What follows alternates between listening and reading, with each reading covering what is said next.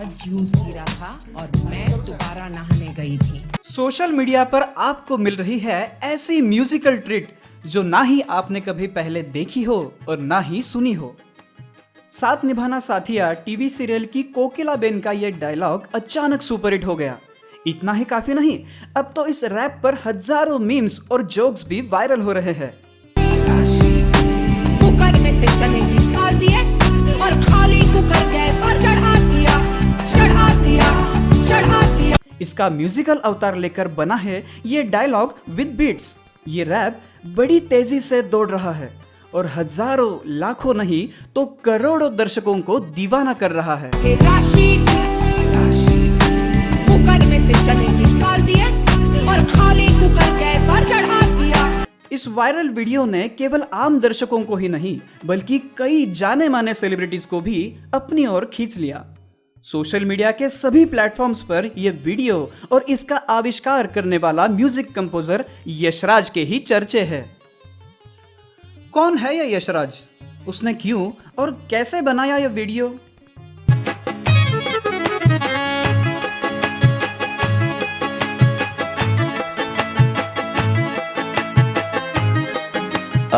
ये actually germ तो ये है कि एक्चुअली एक डब शर्मा करके एक बहुत अच्छे आर्टिस्ट हैं इंस्टाग्राम पे, जिन्होंने शायद गली बॉय का भी म्यूज़िक किया है। उनके प्रोफाइल पे वो ऐसे वीडियोस डाला करते थे जिसमें वो रैंडम साउंड्स लेके स्ट्रीट पर कहीं घूम रहे किसी का ऑडियो शूट कर लिया, उस ऑडियो को चॉप करके कुछ म्यूज़िक बनाते थे। लेकिन उनका म्यूज़िक कम्प्लीटली डिफरेंट है, उन्होंने डायलॉग के साथ कभी नहीं किया। मैंने सोचा इसको अगर मैं डायलॉग के साथ करता हूँ तो कितना मज़ा आएगा। तो और ऐसे ही मैं स्क्रॉल कर रहा था एक दिन अपने फेसबुक पर से, तब कोई वीडियोज़ मुझे दिखते तो मैं सेव करके रख लेता था और बाद में जब स्टूडियो आता था फिर उसको डाउनलोड करके उसके साथ कुछ खेल कर देखता था और वो अच्छा बनता था। तो मैंने एक वीडियो डाला और वो लोगों को पसंद आने लग गया तो मैंने और बनाए फिर। सिर्फ 40 सेकंड के इस वीडियो ने दुनिया भर में तहलका मचा दिया। अनुराग कश्यप, स्मृति ईरानी, राजकुमार राव, जेनेलिया देशमुख, अरमान मलिक, स्वप्निल जोशी, वरुण धवन, तापसी पन्नू, शालमली खोलगड़े, सानिया मल्होत्रा, अमृता खानविलकर, रूपल पटेल, ऐसी कई जानी मानी हस्तियों ने अपने प्लेटफॉर्म पर इस वीडियो की खूब तारीफ की है। कि मैंने ऐसे ही स्क्रॉल कर रहा था, मुझे लगा बहुत फ़नी वीडियो है और वो ऑलरेडी बहुत फ़नी वीडियो के नाम से घूम रहा था इंटरनेट पर। जैसे ही मुझे दिखा, मैंने वो सुना फर्स्ट टाइम कि मुझे लगा यार ये कितना रिदमिक बात कर रही है, डायलॉग डिलीवरी कितना इनका एक रिदम है, इनका एक she is saying the dialogues as a song. तो मैंने उसको डायरेक्टली अपने सॉफ्टवेयर में लिया, उसमें काट छाट की, थोड़ा बीट्स में बिठाने की कोशिश की। उनका जो पिच पे बात कर रही थी उस पिच के हिसाब से मेरा ट्रैक का पिच डिसाइड किया और फिर उसमें हारमोनीज डाल के कुछ कॉर्ड्स लगा के उसको एक प्रॉपर रैप सॉन्ग में कन्वर्ट करके अपलोड कर दिया। मुझे जो आप बीच बीच में हारमोनी सुनते हैं तो वो एक हारमोनी बनाने में मुझे लगता है 16 बार एक लाइन गानी पड़ती है, तब जाके वो हारमोनी का इफेक्ट आता है। क्योंकि यहाँ पर मैं ही करता हूँ, पूरा रिकॉर्डिंग से लेके एडिटिंग तक मैं खुद ही करता हूँ। तो वो 16 बार 16 लोग गा रहे हैं, उसका इफेक्ट देने के लिए मुझे एक लाइन 16 बार गानी पड़ती है। ये तो सिर्फ कोयर का इफेक्ट पार्ट है। बाकी जो उसमें गिटार है, बीट्स है, बेस गिटार है, स्ट्रिंग्स है, तो ये सब मिला के करीब 50 to 60 ट्रैक्स का ये प्रोजेक्ट है। केवल YouTube पर ही 1 करोड़ से ज्यादा व्यूज इस वीडियो ने बटोर लिए हैं। यशराज का अपना एक चैनल है जहां पर भीड़ उमड़ी है। इंस्टाग्राम, फेसबुक और न जाने क्या क्या। छा गया ये औरंगाबाद का एक नया कंपोजर। यंगस्टर्स के लिए तो मानो यशराज एक मैग्नेट बन चुका है।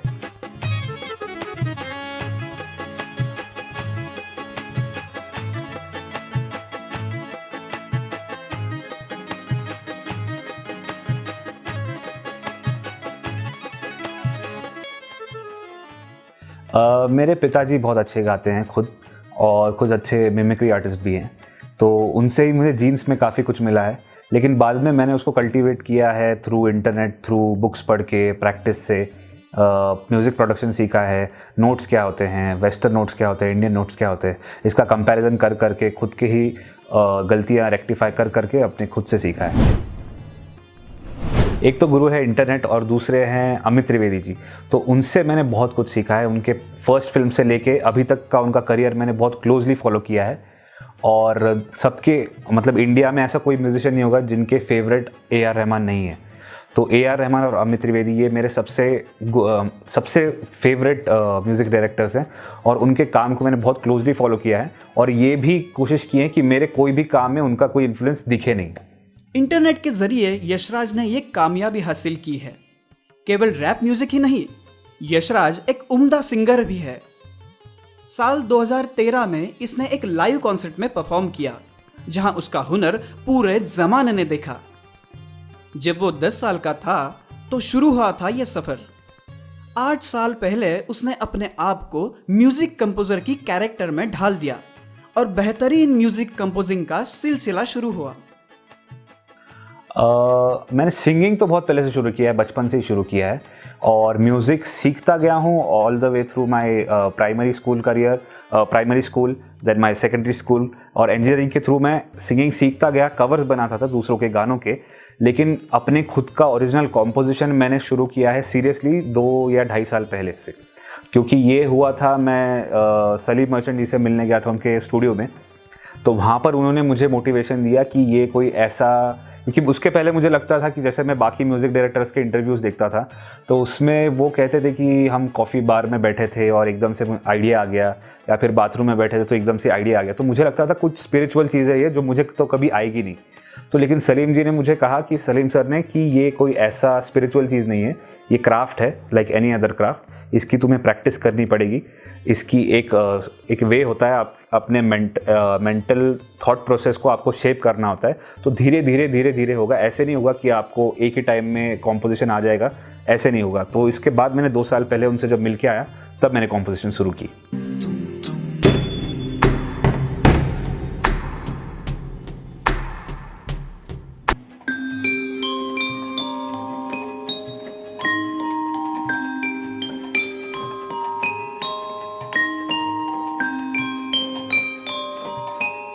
कोकिलाबेन रैप ने उसकी जिंदगी को ऐसा मोड़ दिया कि सालों से चल रही मेहनत रंग लाते अब नजर आ रही है। आज केवल सोशल मीडिया ही नहीं बल्कि सभी न्यूज चैनल्स के साथ साथ दुबई, पाकिस्तान से लेकर कनाडा तक इस वीडियो की ही चर्चा हो रही है। ये बहुत ओवरवेलमिंग है मेरे लिए, क्योंकि जैसे कंटेंट मैं क्रिएट कर रहा था उस हिसाब से मैंने सोचा था कि मुझे 100,000 सब्सक्राइबर्स और गेन करने में मुझे शायद 5-6 साल और लगेंगे। उस हिसाब से वो स्पीड से मैं कर रहा था। और इंस्टाग्राम पे तो मैंने कभी सोचा नहीं था कि मेरे 6 लाख होंगे। मैं सोचा 3-4 लाख अगर हो गए तो बहुत अच्छा हो जाएगा।